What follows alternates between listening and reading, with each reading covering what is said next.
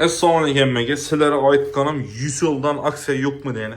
Shu 20 ming so'mga yurt tutmasa, shu nomerlarni yurt tutmasa yana.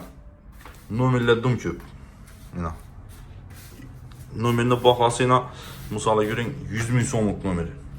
50 ming so'mlik nomerlar shular. O'zi bahası 50, 100, 20 ming so'mga yaxshilab eshitinglar. Şu yerden bir nomer alasizlar, tarif ham shuni ichida, 40 ming so'mlik tarifda bo'ladi yana. 40 ming so'mlik tarif bunda yana 24 GB, 10 GB. Yaxshilab eshitinglar. Shuni olasizlar, ina 20 ming so'm pul bilan 40lik tarifda bir nomer alasiz. Bir nomerini tarifdan pulni ichine tashlab, hamma narsasini ichine tashlab beraman. 20 ming so'mga 2 nomer alasizlar. Herkes 10 ming so'mdan tutib başladı. 20 ming so'mga 2 nomer. İkisini ham xudo xohlasa chiroyli nomerlardan beraman. Yana bir maslahatim 3 tarifdan oliqqanlar. Bu xudo xohlasa maydan ilinadi. Yine 3 tarifine yaxshilab ko'ring yana. 20, 36 beradi o'sha 40 ming so'mga. Bu tarif ilinadi, 35lik tarif ham ilinadi.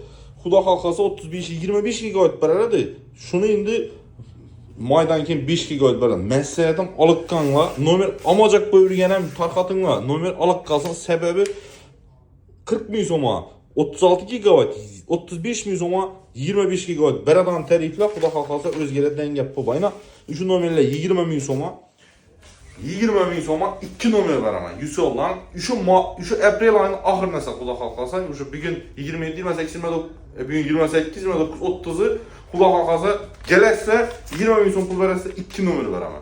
İçine pulundan tashlab beraman, ikkisi ham ishlaydi. 20 ming so'm pul bilan başta 10 ming so'mdan tushdi sizlarga.